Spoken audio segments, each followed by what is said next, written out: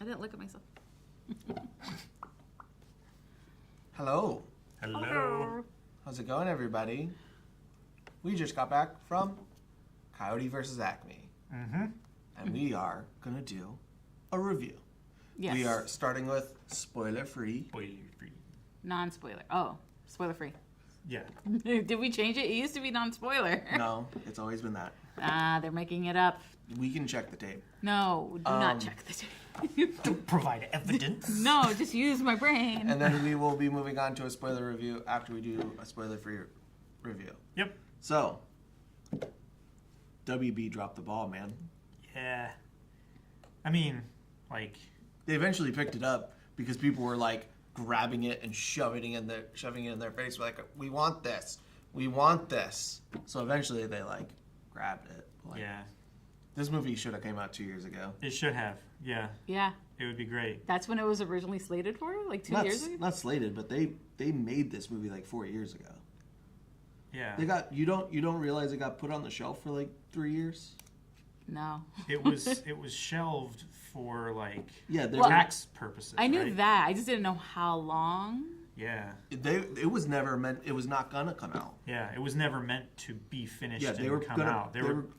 They put all this money into it, and then intentionally like scrubbed it so that they could say that, oh, look at all this money that we lost, so they could mark it on their taxes. And, It was supposed to be a taxable loss. Did they even watch this? It was just like the Batwoman movie. Yeah. That Brendan Fraser was on. Yeah. I heard about that one. It got thrown on the shelf right next to Batwoman, and it was meant to be, hey, we're going to make money just by, offsetting our taxable income by writing these off as losses. Did they watch the movie? It was a good movie. It doesn't matter. How do you shelf a good movie? Because the investors are more important than the product. Which is very funny because the movie is... Isn't that frustrating? Yes! Capitalist America. It's also funny because the movie kind of is like... Oh, yeah. Fuck Big Corpo. It's definitely pointing the big finger, the big gloved white finger at capitalism and mega corporations and WB just happens to fall in the hole they placed there. They literally were like, hey, I'm going to give you money to dig that hole. And they finished the hole and they're like, look, let's just walk around. And fell into the hole they paid to get dug. Yeah. That's crazy. This is a good movie. They are literally the meme of the person riding the bicycle and then sticking the stick into the front of their spokes. I know that meme very well. How could this happen? No, this was so much fun. This was great. We were laughing from the beginning. Yeah. I came into this movie with high expectations and high hopes, and I was thoroughly whelmed. Yeah. I was definitely not underwhelmed. Yeah. No. I think I was perfectly whelmed by this movie. Overwhelming, like, I might not have had as much energy after watching it, but I was, it's a good way of putting it, Jake. Yeah. Nerds.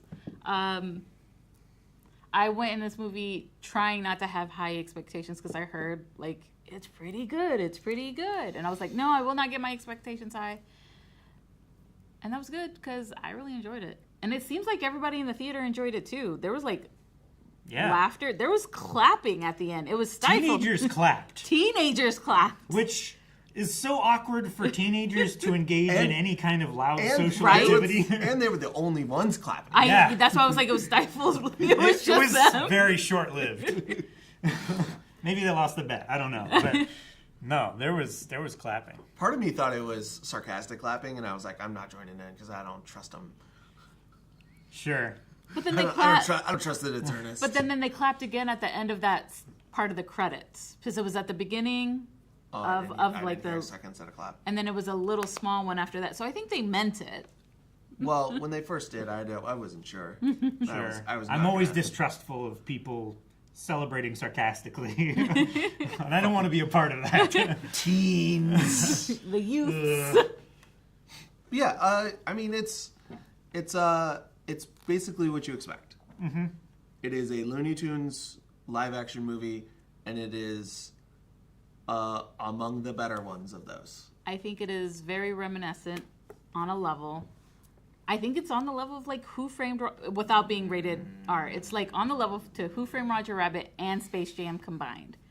Because Space Jam was too PG, while you know, Who Framed Roger Rabbit had some spiciness to it. It wasn't spicy. They were just drawn that way. You beat me to it. I was gonna be like, oh, they were just drawn that way. That was an awakening for so many people. For Aaron Elliott. For sure. When somebody starts to talk about the way that movie is, I do not think of spiciness, or if they say spicy, I do not think of her. I think of dip. Yeah. Yeah. But I think that Who Framed Roger Rabbit is kind of on its own tier for me.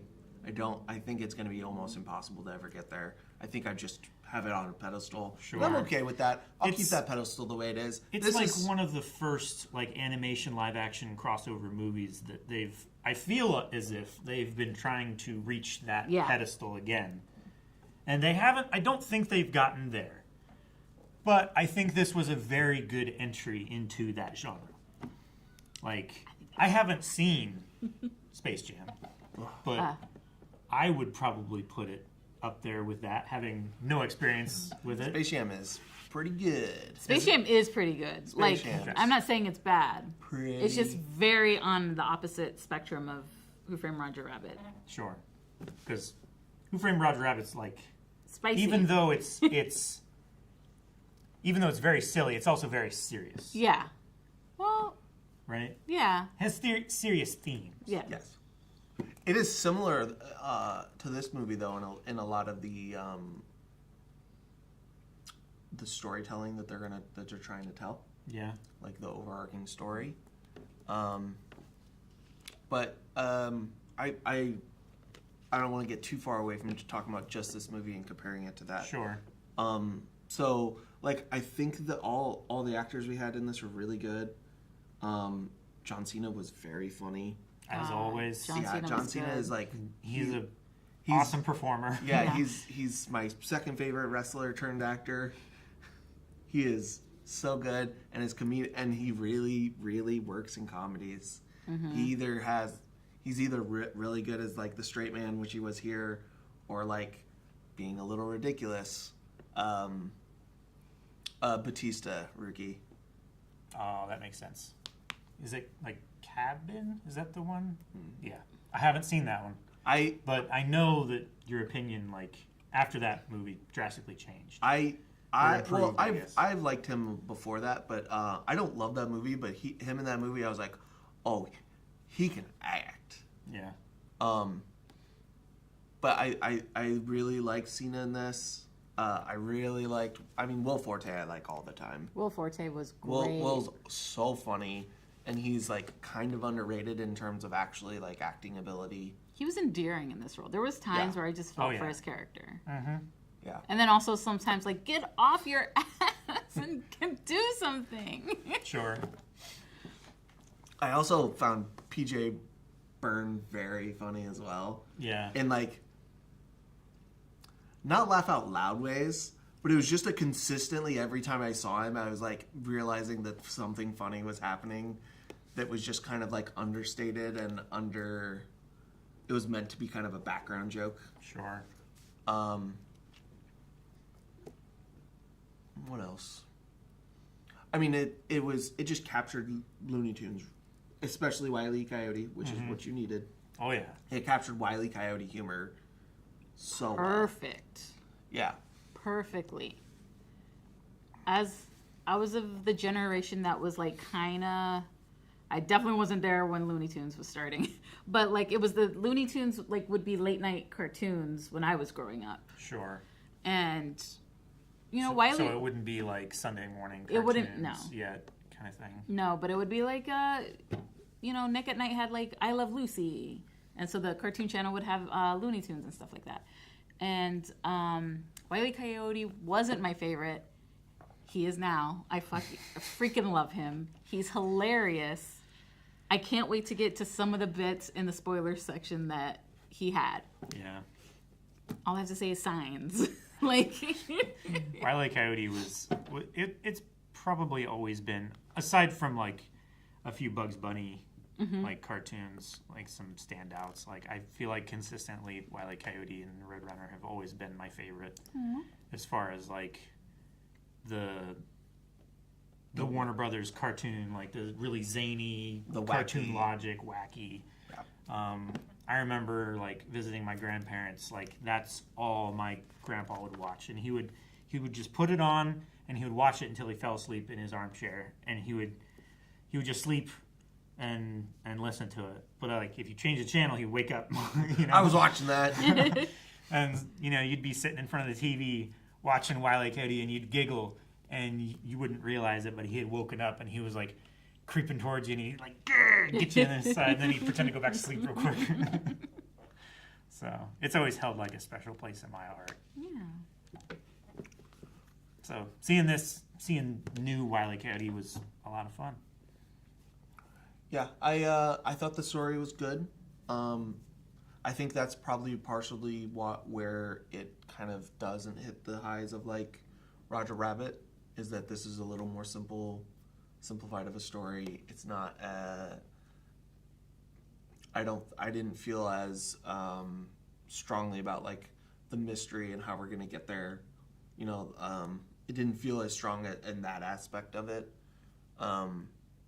But the rest, like I think it had a pretty solid like message and emotional beats that it hit throughout, to the point where you know there's some points where you're like kind of feeling emotional throughout it. I think it does a good job at that. Sorry, I misheard you. I thought you said emotional pizza.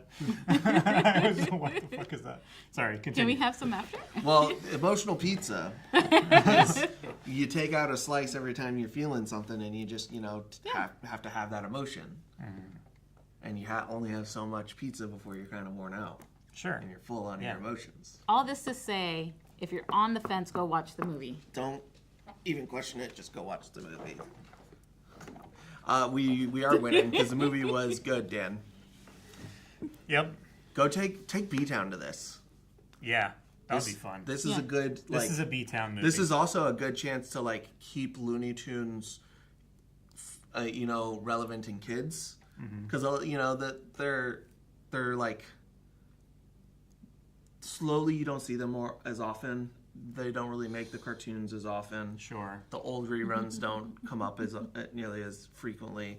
So show on TV, and it's like, Yeah. oh, that's one of those old cartoons. yeah, this is a good way to keep them alive and fresh and get new kids that are like, what's this Coyote thing? Why don't I see any Coyote stuff?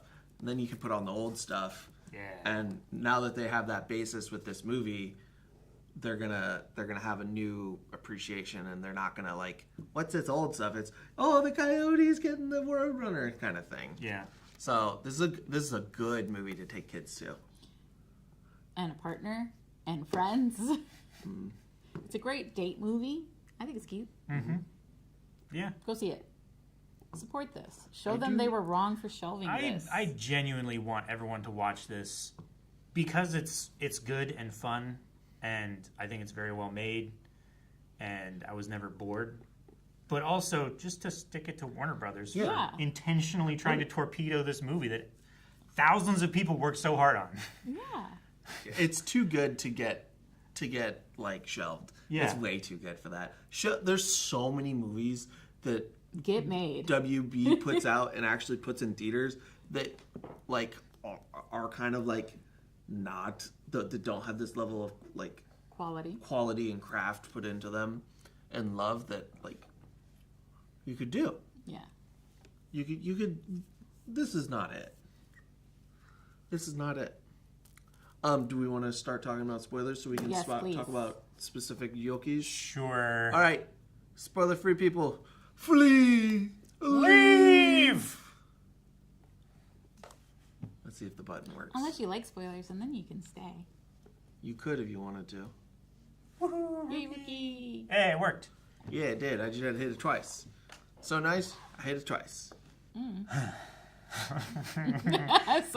Yeah, that reminds me of a joke. Well, it's a joke. Bora Bora, the tax shelter that was so nice they named it twice. To be fair, I think as far as like spoilers go, this one is probably the safest if you've not seen the movie. Because like none of these jokes we're gonna deliver on well enough to like actually give them the moment. So you're probably still will laugh at this movie. Yeah, I think so. And I think the plot of the movie is you kind of get it from the trailers of it's the Coyotes decided to sue Acme, and it's the ensuing legal battle that it takes. Yep. With all of the big corporation shenanigans and stuff like that. Yes. And the mystery of what's going on and what they're hiding and whatnot and how we get there. And how it pertains to the scene that opens the movie. And how we can make it Looney Tunes on the way. Yeah. Exactly. We did not make signs, Rookie. We got here and immediately set up. Gotta make one real quick so that we could get on because we were running a little late. Because I made the review thinking our showtime is at 7. It was at 7:30. Oops. So I made it a little early, so we were running late. Yeah, there's I think it's peppered throughout very good comedy. What of it being like typical like zaniness of Coyote, where he makes the jump and the rock starts to fall, like crack under him, and he gets to the safe side, and the safe side falls through. To like some of the more clever, not clever, but ones that I didn't expect, which I'm sure one of you is going to be mad that I bring up. Scary Street. The sign on Scary Street with the spiders was so funny. It got us all. I think the whole theater laughed at that one. It was just such a throwaway thing. It was. You probably weren't meant to really pay attention to. Yeah, and if your eyes aren't on the sign, you miss it. Yeah. But it's such a short thing that happens. The second spider pulling out the knife and the other spider pulling out cash. The fucking big spider mugged a little spider on a road sign. It was ridiculous, and I loved it. It was great. So ridiculous. Yeah, I mean, that was probably that and the Predator spray were probably my two favorite jokes. Oh, man. The Pepe Le Pew. The Pepe Le Pew. It aged Predator. so well, Yeah, too. It aged so well. Because he's so problematic. It was. And it's so fast that, like... If you don't understand the history of that character... Yeah, you're going to miss it. You're not going to understand it. You're just going to think, like, oh, like a skunk is getting sprayed in the face. Yeah. That's funny because, he, usually he's doing the spraying, right? Yeah. Oh, he's a fucking predator. It's not funny. It's not. No, it is funny because they're making a spray to stop him. He's getting his comeuppance. Yeah, yes. That's exactly the reason why this spray is being made. We're punching up. Yeah. That's why the comedy works. We're punching up.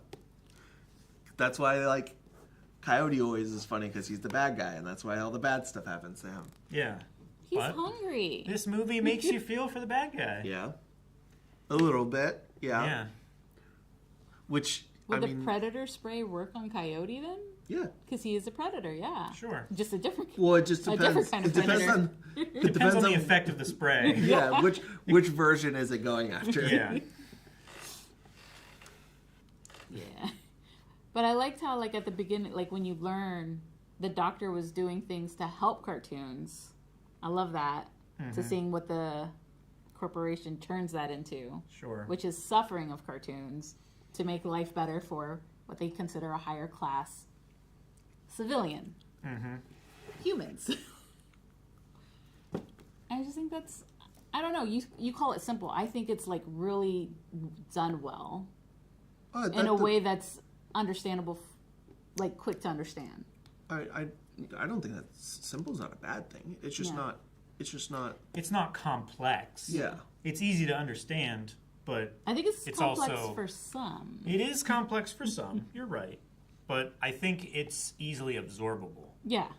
It's easy for a kid that you bring along to share this experience of this new thing that you've grown up with, and sharing it with the next generation or something like that. Like, you can both appreciate it for for what it means to, a society that one group of people is treated very differently from another group of people. One's considered a second-class citizen, while the other one's considered the prime.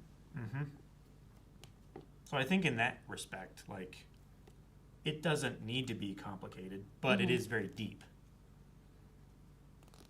I think it's a deep movie. I really appreciated it. That it tackled something like this. Mm-hmm. At a time like this. And it didn't, it didn't make any, one group, the hero. Yeah. Oh, yeah, because there were some bad humans. There were some bad humans. There were some good humans. There was bad cartoons. Bad tunes. Like the spider. That one particular spider. That one spider. There's really one bad tune. Oh, the one really bad. The one really bad. Yeah. I was worried about what they were gonna do with Tweety because, I thought Tweety was turning bad too. No, But Tweety was just. He would do anything for Grandma. He was just And he did. He's being coerced. Yeah. He was under coercion. Which they didn't, show until later. So I was worried they were gonna make Tweety evil. Because Sylvester was missing him. Sylvester was missing him. Because as soon as Tweety came through that window, he was after him. So did you guys catch the PJ Byrne thing that I'm talking about that made me laugh consistently throughout? Is it the toupee? No, no. He the entire movie he dressed the exact same as John Cena, but just smaller. Oh, he did? Yes. I didn't see that gag. No, I didn't catch that. I didn't catch that at That's all. great. He looked up to Buddy Crane, and he wanted to look like Buddy Crane and act like Buddy Crane. He wanted to be Buddy Crane. So anytime he had any kind of what are they called? The ties. The ties. The bolo ties. clip. Bola. Anytime. So Buddy would have a big one that's a specific shape, and he would have a smaller one of the same shape. That's great. I was affixed to John Cena. I was not paying as much attention to the other characters in the scene. We gotta rewatch it tomorrow. Throughout that entire movie, he's dressed the exact same, with just slightly smaller details of everything. That's great. I did not notice that. I love that. Yeah, I clocked it the first time we see them. I was like, oh, he's got a bolo tie. And then we got to, got into Buddy Crane's. I was like, oh, he's got a really big bolo tie. Wait. So that explains why they're the same. Buddy Crane's bolo ties were they were the biggest bolo ties I've ever seen. There was one that was so big, I was like, that doesn't make sense. I was so confused why his bolo ties were so big. It's I understand the belt buckle thing, the rodeo buckles. Yeah. But this was so big. Yeah, there it was was one that like was a so big shield. I thought it was a belt buckle. Yeah. Why does he have a belt buckle up here? I didn't realize you guys didn't. I did not clock that one That's second. great. I'm pretty sure it was every outfit that we saw them together in. Even it might have been when they were on phones. Yeah. I think it was the same outfit every time. Man, how does he do that? I don't know. How does he coordinate? He probably just has a He's a drawer full of them in his office, and he just sees what he's wearing and swaps it out. That's great. Oh, I love that more now. Hurricane Kiwi, go watch it. This movie got under marketed because it got sold to another company that I don't think could afford to market it properly. Mm-hmm. So if this is your first time hearing it, if you like any kind of Looney Tunes-y type humor, or you like any of the live action Looney Tunes where real life people are interacting with Looney Tunes, any of that stuff, it fits right at home. Yep. Also, John Cena is very good in it, since you seemingly like John Cena. Mm-hmm. It's a very enjoyable experience. And Will Forte, and let's go down the cast. Lana Condor, love her so much. Love to see her in stuff. I can't wait to see her more in stuff. Do I know her from something? She was just really familiar to me. Has Carmen watched To All the Boys I Loved? Ah, yeah. She's the main one in that trilogy. Yes, I've seen that. Love her. She's also. Has he seen those movies? Okay. Yeah, movie? Jubilee. Yeah, she's Jubilee. Okay. I didn't know if he had seen those X-Men movies. Yeah, I watched them. I watched a couple of them years ago, but I watched them last year and the year before while catching up Carmen with the Marvel universe. I adore her so much. I would love to see her in more things. Hopefully, like She was this in movie does Alita? well. Yeah, I don't know who she was in Alita. I don't remember that character. Okay. I've watched Alita. Oh, she was the other bounty hunter, right? Maybe. I watched Alita Battle Angel like when it came out, I've so never I seen it. don't remember. You would like it. You would. I don't. It's cool. I don't remember that character's name. I remember Alita and like the two or three other characters. Hopefully, That's this it. does is well enough, and James Gunn loves her, and then we get her as wrong universe. But they bring her back in Marvel. It is. And she comes back as Jubilee. I think she's amazing as Jubilee. I love her. I love her. I love her. I would love to see her in more and stuff. This was the WB thing. It was written by James Gunn. Yeah. Let's throw her in the DC. Throw her in the DC, but I think she was so perfect as Jubilee. She was so Yeah, good but they're as Jubilee. going younger for X-Men. She looks young. Not as young as the rest of this cast. Anywho. Luis Guzman was in it. Love him. Always going to shout out my Puerto Ricans. Mm-hmm. No, he was great. Him sitting there trying to decide which hammer to pick. He's like, human. Human. Tune. And that tune sound like the way they would say it in Who Framed Roger Rabbit. Yeah. Like tune is not. It's a dirty word. It's almost a slur. Almost a slur. Yeah. Because it's not cartoon. Yeah. It's tune. Mm-hmm. It's abbreviated. Yeah.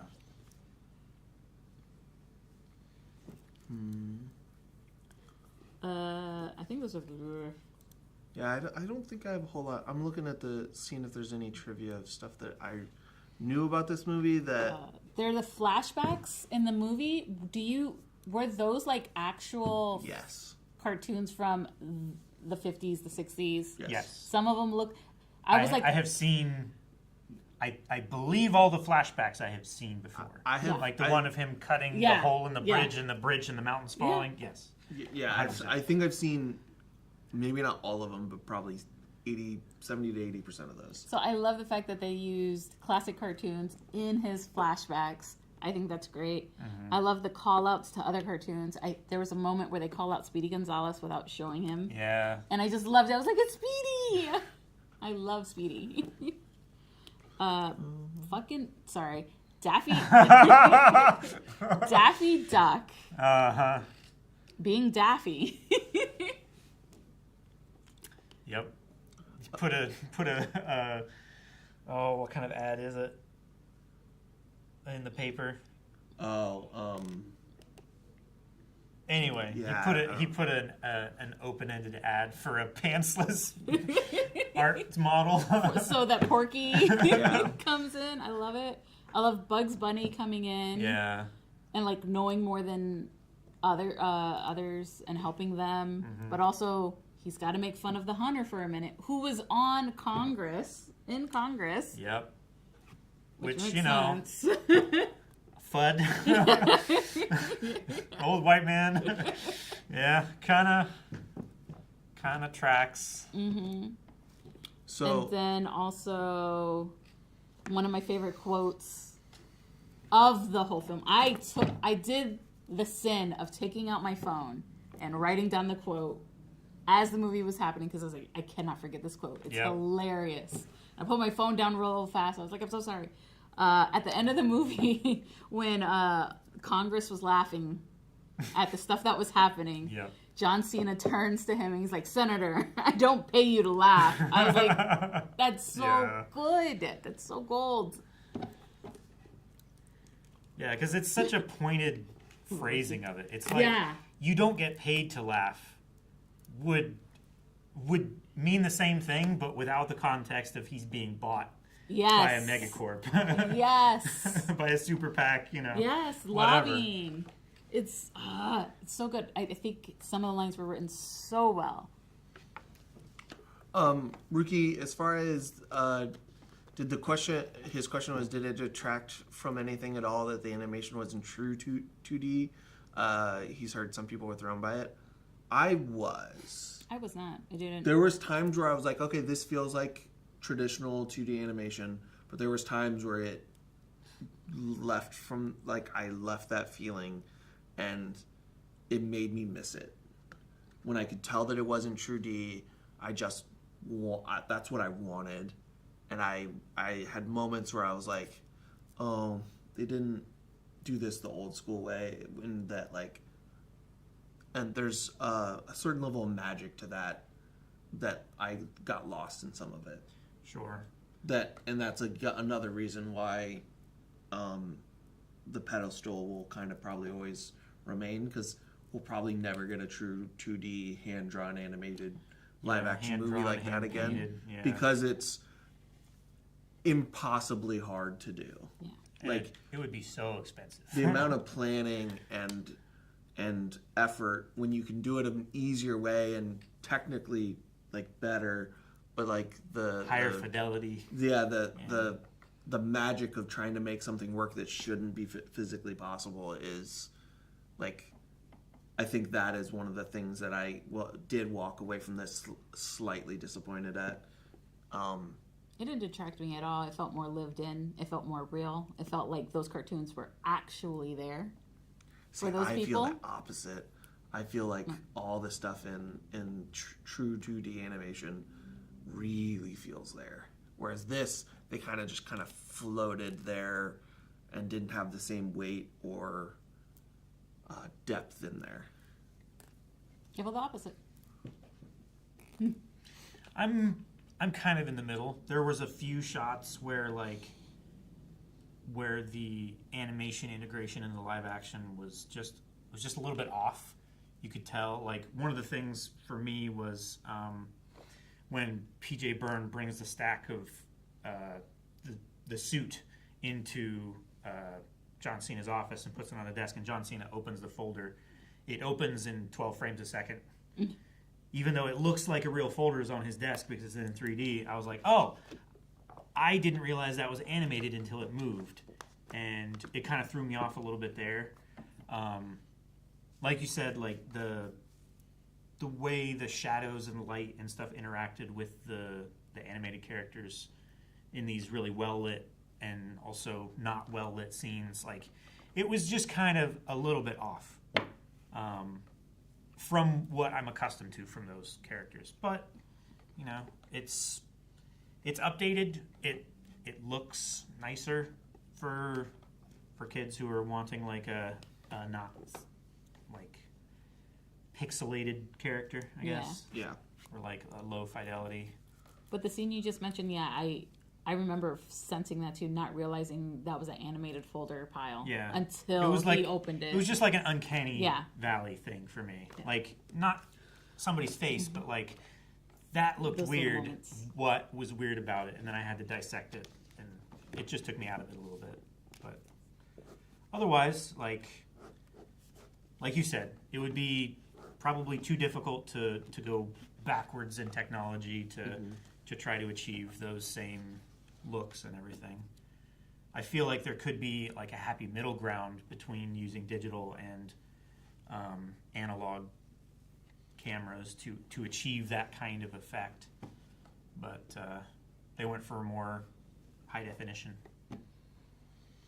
Yeah, it being off is like pretty minor to me. Yeah. I like what Stanley said there of like I like Coyote's and Roadrunner's relationship in this.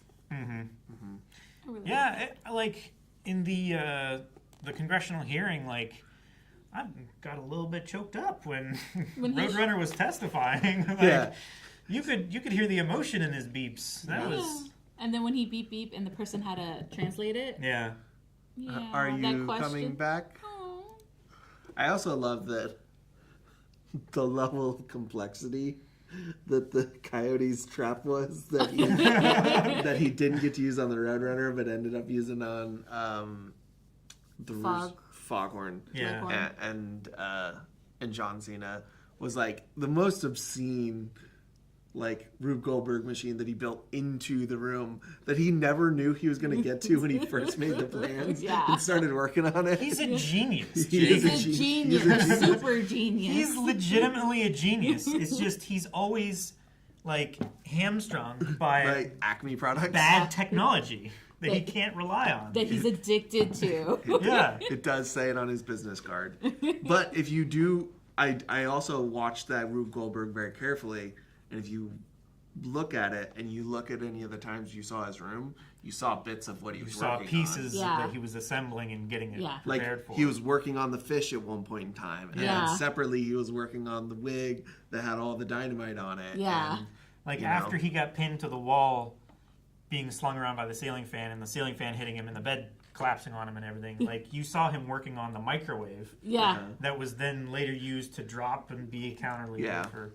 Because he's a genius. He is. He is a genius that is hamstrung. I just noticed the poster. Yeah. Oh, yeah. Sisyphus. Yeah. That's what he. That's what he is. Yeah. He rolls the rock up the hill every day, and the rock falls back down. It rolls back down, and he rolls it back up the next day. Except for the difference is it rolls down on top of him. Yeah. Instead of just rolling down. Yeah, he sticks to it and goes around and around and around. He is the most Sisyphean character probably ever. Like, that is everything. Every episode of Roadrunner is the exact same thing. Yep. And it's so good. He's just hungry. Yeah. So I was looking at the trivia to see if there's anything in here. The only thing of like... I laughed so hard at that rookie. Their technical names. Oh, yeah, they're scientific. The only thing that I felt like really wanted to bring up is we talked about, so this movie got shelved. Batgirl got shelved. I'd forgotten about Scoob Holiday Haunt also got shelved. I didn't know about that. So there was a third movie in 2022. Those two, unluckily, never made it off the shelves. Hopefully, somebody in WB can knock them off the shelves and maybe leak them.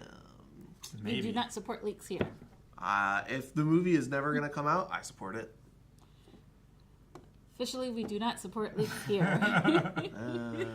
Teach them. I would like those properties, or at least those individual things, like this one, to be sold off to another company that at least has the opportunity to distribute it.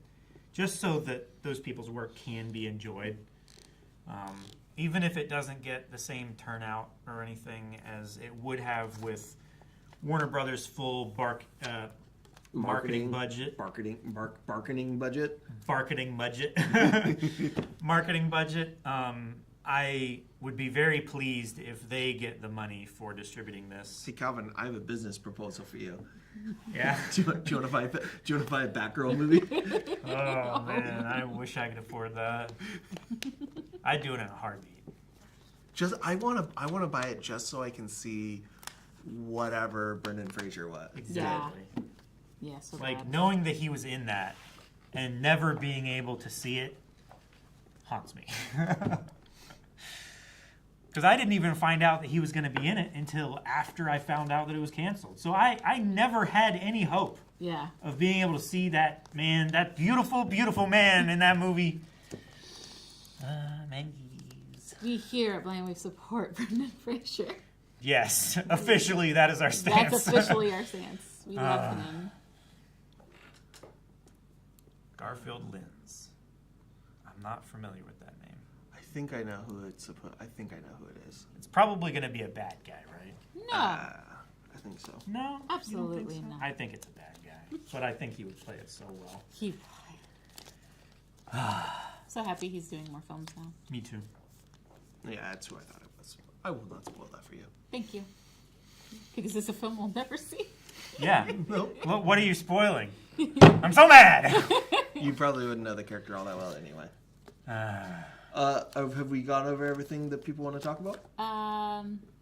So many things. I'm trying to remember all the little things that made us There laugh. were so many little gags. Like, I love the wake-up machine that he made for his lawyer. It was so good.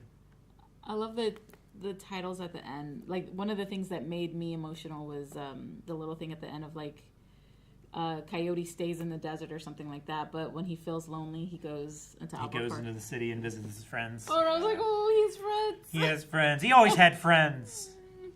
He's too fixated. He's got tunnel vision on that Roadrunner. Hungry. He has his great white whale. Mm-hmm. I can't think of any. I know I'm gonna remember a gag after this. I'm gonna be like, I love so the mad. signs. The signs were so good. Oh, the signs were so great. They always hit. They did. And then Roadrunner had his own sign.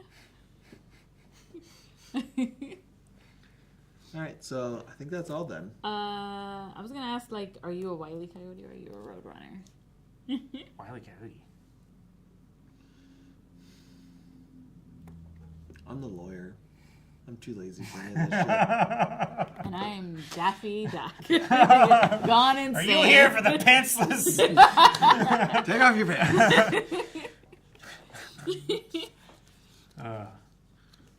And then if you were to get another cartoon focused on another movie framed around another old cartoon, who would it be? And why would it be Touche Turtle? Touche Turtle. This one is like... Are we sticking Yeah. The to turtle that was in the factory. Picked up the red phone real quick. that son of a bitch? What a rat. Are we sticking to like Looney Tunes? It could be any, because I don't think Touche Turtle's Looney Tunes. Look up Touche Turtle. I don't know. Touche Turtle. My brain's stuck on Popeye. Popeye would be pretty good. interesting. It's just so... Would you do it like a live action animated crossover or full animation? No, I don't know. I'm thinking. The only reason I'm thinking that is I'm thinking how much I love the Robin Williams live action Popeye movie. So hard to... I haven't seen it. It's pretty That's good. right. He doesn't have the Robin Williams... I didn't grow up with Robin Williams. Like I feel like I've loved everything that he's been in that I've seen. You need to watch more So of it. it's all uphill from here. I get to enjoy Robin Williams. I just don't know how you do Olive in in live action. Sure. She's got to be a cartoon. Yeah. Well, the Popeye characters can be cartoons. Yes. But who they interact with can be live action. Yeah. Could be. They don't have to be. if we're doing live action animated, I don't know. I don't know. Do you have one? Can't think of a really good one. Like I feel like I want to say like one that everyone could agree on, but mine would just be obscure. Have you ever seen Tiny Toons? Sounds familiar, but I don't. I think a Tiny Toons in this kind of world would work. Oh, my brain went to Animaniacs. They're Animaniacs would be real good. Animaniacs with Pinky and the Brain. Yeah, They would be. that's great. my answer. Maybe Pinky and the Brain? Rescuers. I don't know. Yeah. I used to love it as a kid. Like I used to always beg, like, put on Rescuers. I love Rescuers. So I don't know. Rescue Rangers. I love them. Oh no, that made me sad. Well, we should end it before Dababa makes the rest of you sad. Why did I make you sad? I think. Hold No. on, I have to double check a thing. Well, you're sad. It doesn't matter. Well, he might be wrong, and he doesn't have an excuse to be sad, That's true. which is something to hope for. But I think he's right. No. Yeah, Monterey Yeah. Jack. Oh no! I'm so sorry. What? I agree. It was so good. How dare they take that from us or try to? It was. It was good. I enjoyed it. There was a Gendy Teriyaki Popeye movie. Gennady is so good. If you've not seen Primal, that's not the same, like, it's animation. It is not Looney Tunes animation, but it is so good. Primal on HBO. You can't watch it because it's in the recommendations in the top 100. Yeah. If you guys want us to watch it, recommend it. Go watch Primal. It's so good. Or you Watch it and then recommend it. Yeah. An informed recommendation. Yeah. There's test footage out there somewhere. I mean, his animation is crazy. Yeah. His style is nuts. It'd be wild. I'm gonna probably have to go look to see if I can find that test footage. Is that it for everybody? I think that's it. I finally hit all my notes. I think so. Like, the humans were just as funny as the Toons, which is hard to say because they have a lot more zaniness to work with. But there was jokes for adults, not necessarily adult jokes. Yeah. But there was jokes that were targeted for people with developed brains that can and understanding that can understand levels of humor and everything. And there was definitely jokes for kids. Yeah. So I would recommend taking your kids to see updated Wile E. Coyote. Yeah. All right. Well, seems like we all liked it. Mm-hmm. Seems like everybody here that was here to talk with us liked it. Our friend at the movie theater, Garrett. Also popped in and talked to us. Hopefully you made it back home in time to watch the review, Garrett. It was nice to meet you and talk to you. Yeah, it was. Very awesome. And we will talk about those collectibles. Yes. Make sure you email us. I don't know what our next movie review is.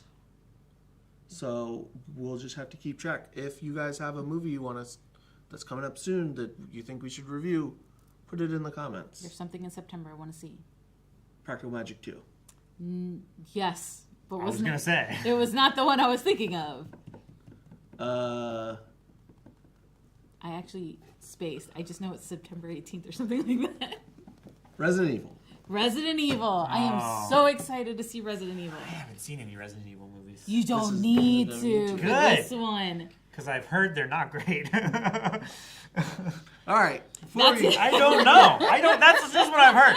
Anyway, I don't know. What we were saying is make sure you're letting us know what movies you want us to watch. Yep. We're trying to go as frequently as possible for stuff that we're interested in. Mm-hmm. But there's stuff that falls through the cracks or we miss. Yeah. Yep. So that's where we rely on your comments. Yeah. So bye, everyone. Goodbye. Thank you for watching.